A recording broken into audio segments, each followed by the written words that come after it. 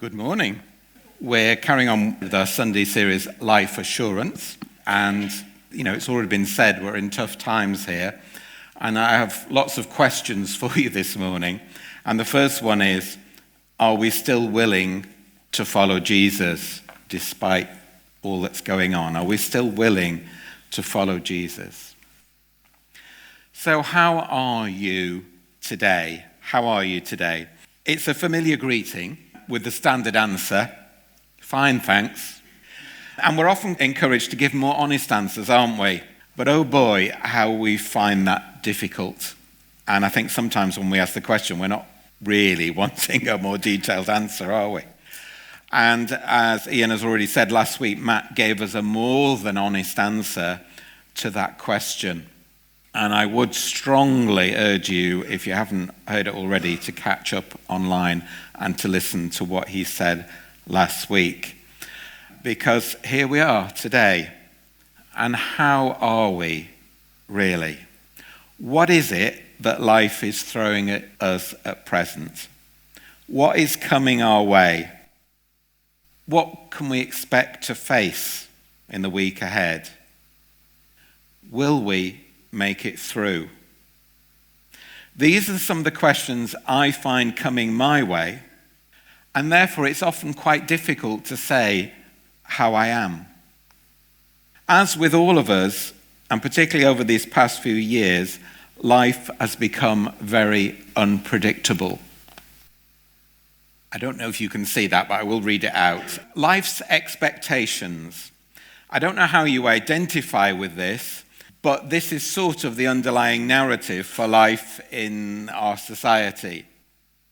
So, grow up in a nice family, go to a good school and pass exams, do more training, possibly that's university, and get a well-paid job, make friends and marry someone, keep fit and healthy, have a nice house and garden, go on holidays abroad, have a nice car, buy lots of nice things, then retire, travel the world, and have fun. That's sort of, how it's supposed to work, yeah? And it's supposed to be the key to happiness, and the key to life well lived, and the key to show that your life is a success. If one of these things goes wrong, then it is your ability to get round it that counts. If several of them don't work out, well, I'm sorry, you really haven't made it. Okay? When you consider it closely, you realize that this is the preserve of a privileged few. Yeah? They enjoy making it known that they have somehow made it.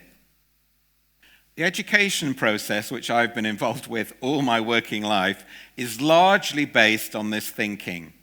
And I could talk to you about that for hours, but I'm not going to at the moment, so don't worry about that. But that's sort of what is fed out in school. Not consciously, but subconsciously.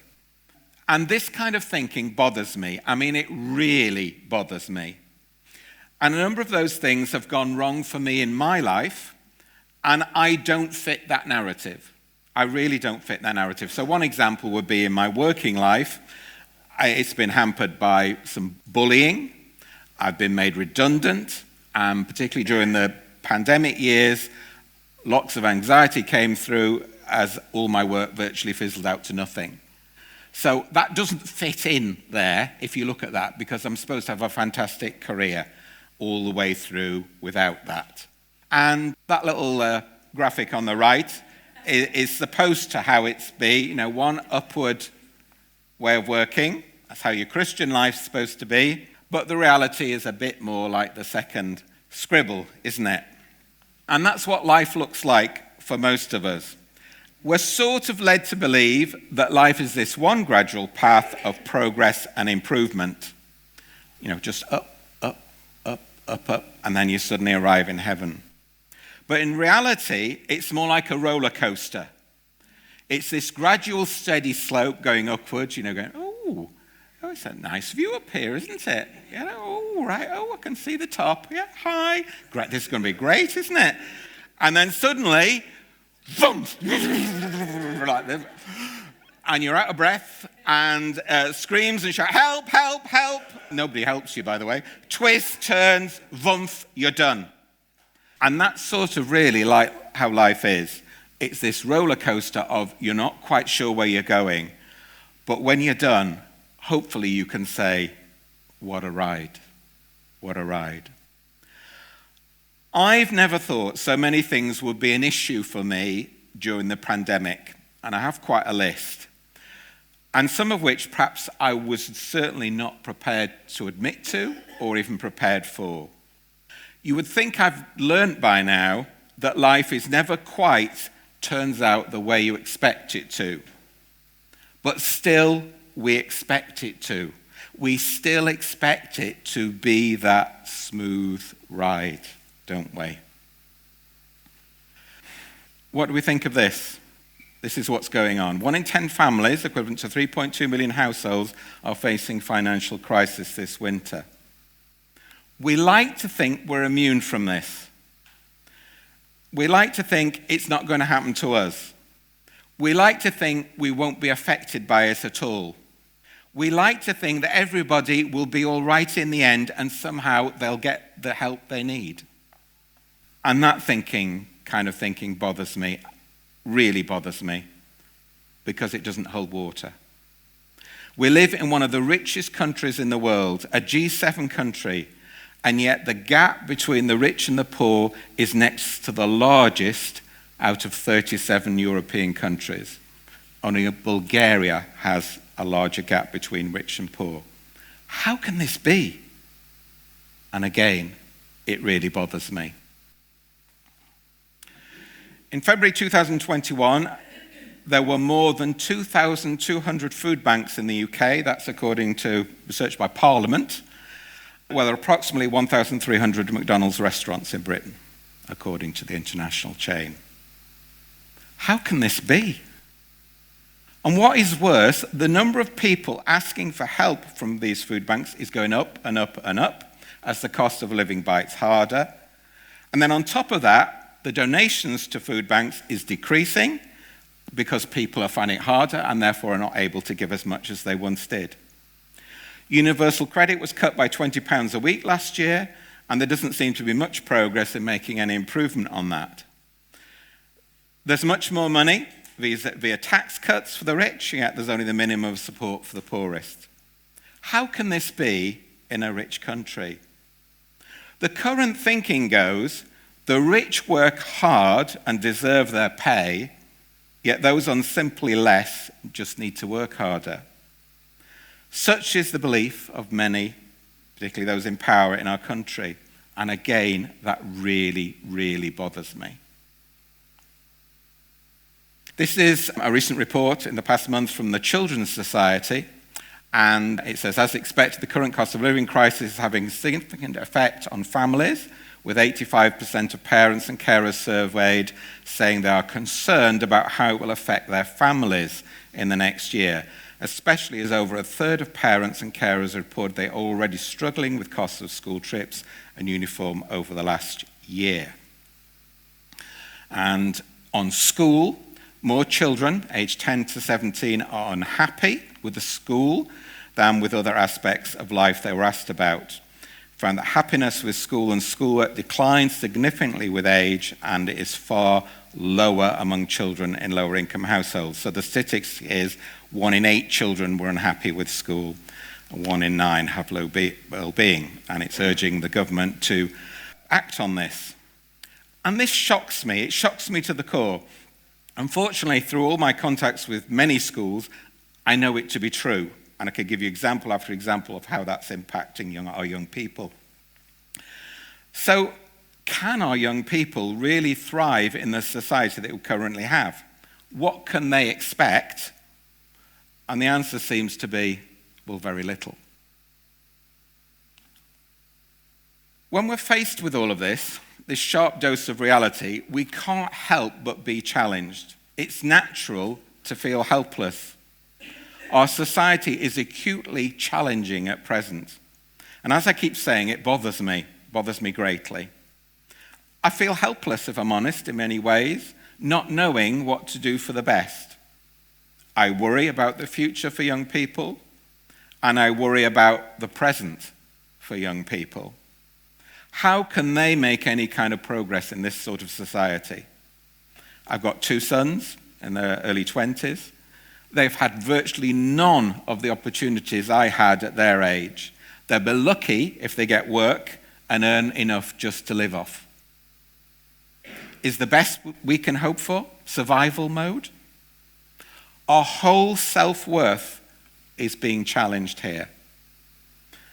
So what is it we hold on to? What is it that will help us survive? I've got 2 clips here with Jesus talking about things in the society of his time. The first clip is in English. The second clip is in Cantonese. And then I'll do a summary in English of the Cantonese one. Just then a man came up to Jesus and asked, "Teacher, what good thing must I do to get eternal life?" "Why do you ask me about what is good?" Jesus replied.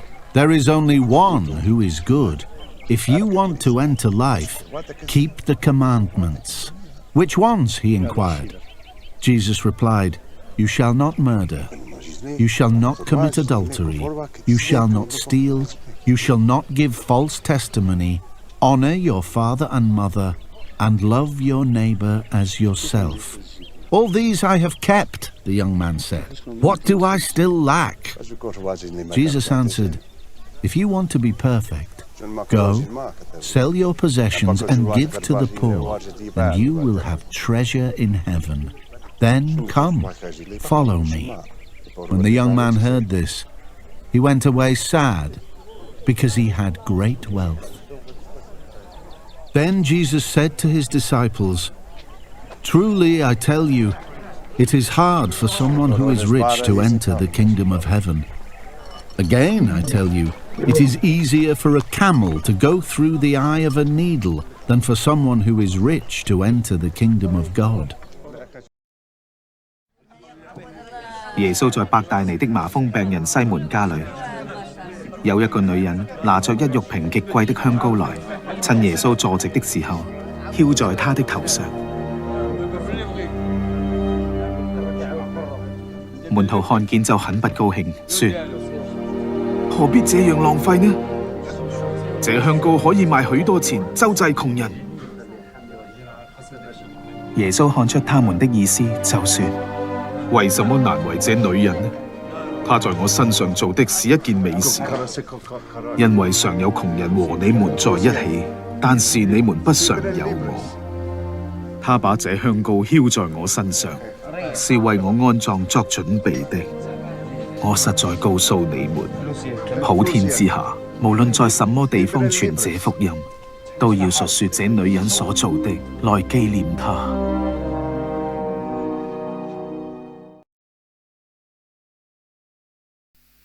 While Jesus was in Bethany at the home of Simon the leper, a woman came to him with an alabaster jar of very expensive perfume, which she poured on his head as he was reclining at the table. When the disciples saw this, they were indignant. "Why this waste?" they asked.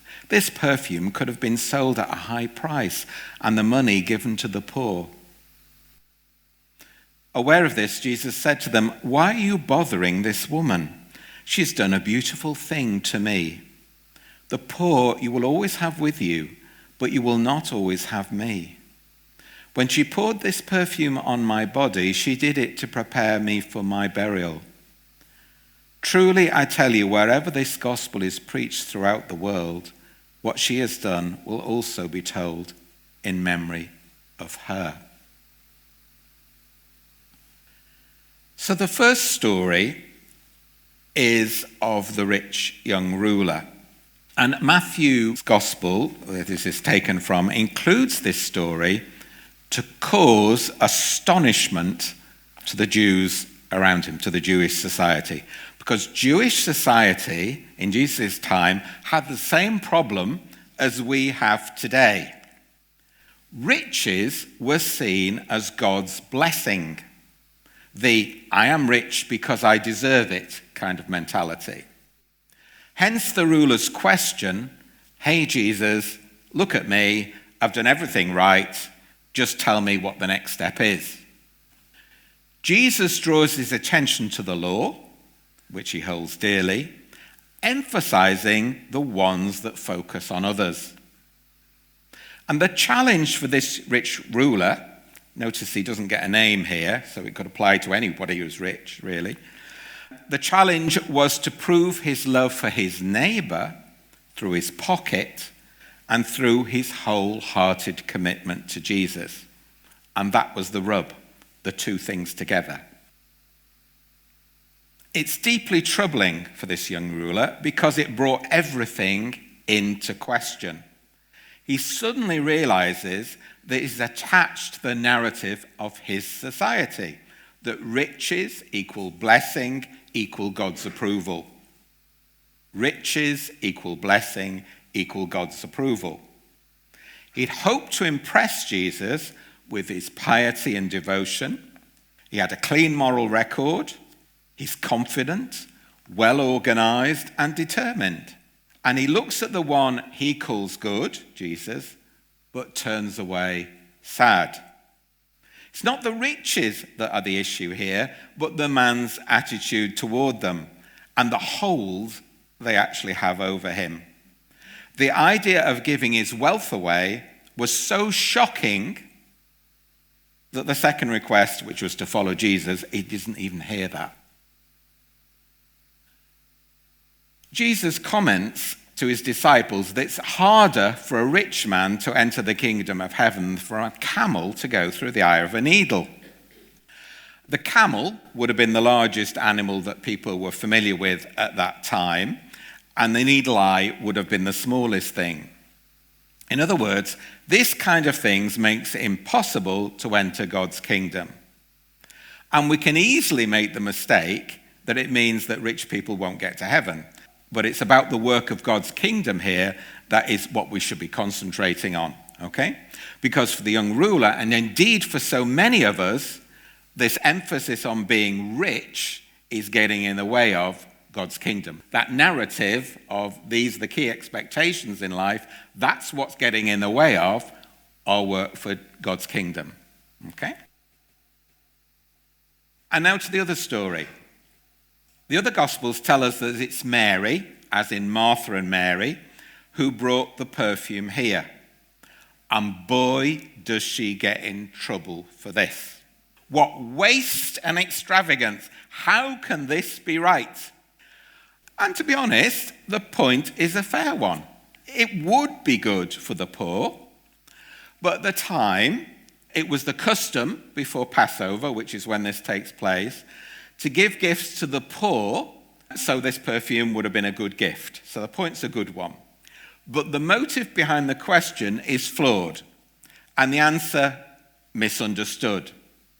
Because it's not about following a custom, and we can often do this, we must help the poor, and we feel better for doing it. What Jesus is saying, look, we care about the poor always. That's what his whole ministry demonstrates throughout his whole life. What he's commending Mary for here is her act of devotion. Devotion to the person of Jesus and the fact that she does that.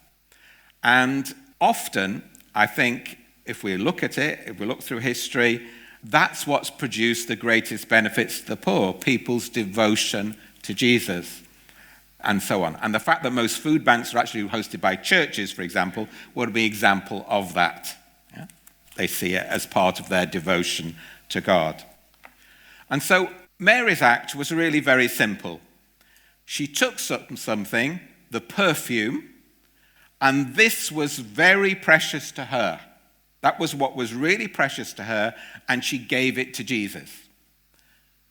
And as Jesus says, she didn't fully realize what she was doing as she was preparing him for his burial. So she took something and just wanted to do a simple thing with it, but she didn't realize. And he said, she'll be remembered this forever, and indeed she has been. Surely this is our call too. to take what we have and use it through our devotion to God in the way that God calls us. I'll repeat that. So surely this is our call too, that we take what we have and use it through our devotion to God in the way that God calls us to do. And if you think about it, that's quite different to that list I mentioned earlier. The problem for us is, like the rich young ruler, we often have so much that we don't really know what to focus on first. But that's what we're called to do. Again, I'll read this to you if it's a bit small, but hopefully you can follow it. This is a Celtic parable, false glory and false friends. Does wealthy mean wise and free? Does poor mean foolish and enslaved? That is what the world imagines. It thinks wealth brings glory, honor, and cheer. It thinks wealth brings friends flocking to the door. But is such glory truly glorious? Are such friends truly friendly? Does wealthy mean foolish and enslaved? Does poor mean wise and free? That is what the gospel teaches. So, this is the challenge for us. What is it that we've got that we can give to God, especially at this very difficult time? What is it that we can do for God at this difficult time? How best can we serve family, friends, our community, our country at this very difficult time? These are frightening times because we see so much that we thought was safe and secure just unraveling before our eyes. We grip tightly to that roller coaster, and it seems to take all our energy just to hang on. But hang on we must. Or are we to be like the rich young ruler who, still conforming to the expectations of his day and actually believing that security lies in the material riches we find? If we do this, we truly block out God and his kingdom. It's all too easy to equate money with hope. And I confess I'm guilty of this. If I've got money, I'll be fine.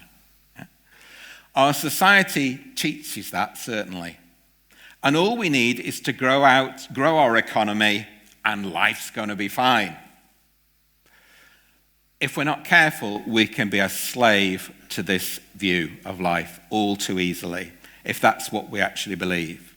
Okay, all this at present is not what we expected from life. This is not what we bargained for, and certainly not what we need. We all might be still in survival mode at present. But I think that raises two issues. Firstly, are we to be slaves to this way of thinking? Just accepting the status quo?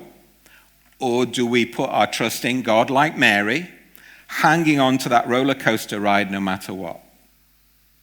Do we say that no matter what, Jesus is the one we follow? Jesus is the one we trust. Jesus is the one we know is with us no matter what. We are his children. He has set us free from all this, surely. We are not here to establish our own merit, but to understand the gift of God's grace. God's grace our whole lives through. Yesterday, today, and tomorrow. We're called to belong to a community. That is what we strive to be here at St. John's. We could just roll over and say, well, we trust God and everything will be fine. But is there not a time when we say, enough is enough? We don't like what's happening at the moment. This doesn't fit what God's kingdom's meant to be like. Enough is enough. Is it time to act and to make our voice heard? Jesus did not shy away from challenging the prevailing Jewish view that to be rich is to be blessed. In fact, he rather mangled it up. What is it we should be challenging? Yes, we can do our best to help those in need, and let's face it, we're all discovering, are we not, that we're all in need somehow, and at different times. So you might be not in need this week, but you might be next week. And that might be not just financially, but emotionally. I think we recognize that. And socially, we're all in need in different times. So we've got to broaden that out in a way. But should we be challenging the society we live in? Should we be showing that living in God's kingdom is quite a different thing to do? Despite everything that's thrown at us, are we still willing to follow Jesus and where he takes us? Are we still willing to listen to his voice, to work out what that means in today's society? And if I'm honest, that's where I'm struggling. I'm still trying to work out what God wants me to do at this particular time. So, are we willing to listen to his voice, to work out what that means? Or are we still to be slaves to the prevailing thoughts of the day? Are we still to be slaves to the prevailing thoughts of the day? Many of you will know this worship song, but perhaps not this version. It's called the International Version. It's put together by the French cousin of my wife Jan and her sister Chris. And you will see him in the second shot, I think it is, playing the guitar sitting on a garden seat. So that's how we come across this. But what it does, it shows us through this very familiar song that the world over, no matter what our circumstances, we can rejoice in being loved as children by God. That no matter what our circumstances, we can rejoice in being loved as children by God.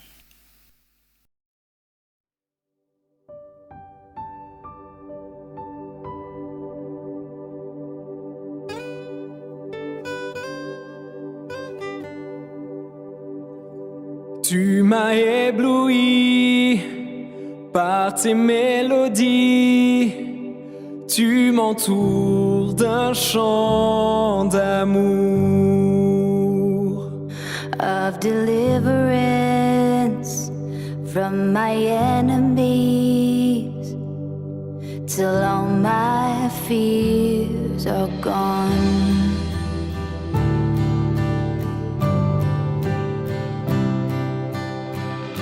Chorus melody, als een symfonie. U omringt mij met een lied. Canción de protección sobre todo mal. Temores ya no hay. Abnahu peka gulam, खुदा की हूँ मैं संतान. अब ना हूँ भय का गुलाम, खुदा की हूँ मैं संतान.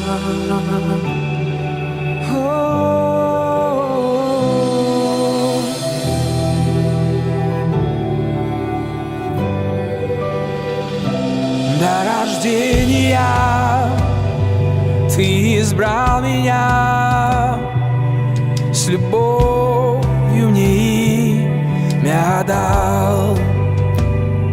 Tu m'as adopté, je suis de ta famille. Ton sang coule dans mes veines.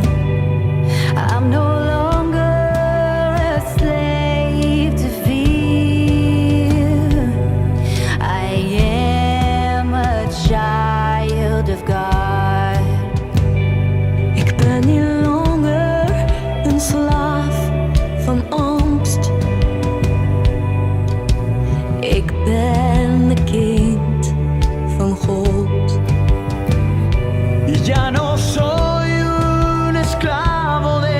temor.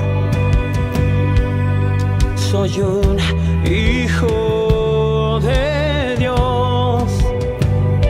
Ja nie budu rabą grzecha, ведь я дитя царя. Ação de amor. Ntinyamewa 우리는 하나님의 자녀들입니다. نكينيا دميس ربي. We are children of God. Je suis enfant de Dieu. Liges barn. Somos hijos de Dios. Io sono un figlio di Dio. Je suis enfant de Dieu. 그냥 직관으로 막 그래. Moi, c'est Ish, bon Dieu. Bagona you me prayer. Suntem copii lui Dumnezeu. Jesteśmy dziećmi Bożymi.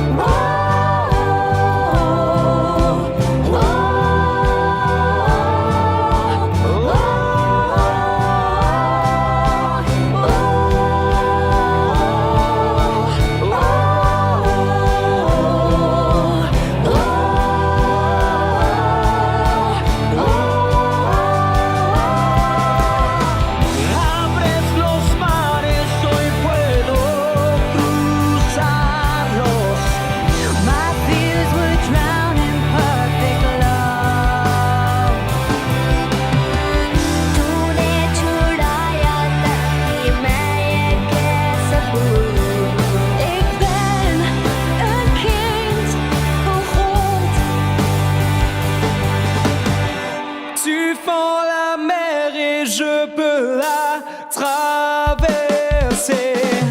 Изгнала страх, любовь твоя. Me rescataste y hoy puedo cantar. Ik ben een kind van God, jou. You split the sea so I could walk right through it. तेरे प्यार में डूबे सारे दिन. Tu m'as sauvé, alors je peux chanter. Soy un hijo de Dios. ये खुदा की भूख में जिंदा. Ik ben een kind van God. Что я дитя царя.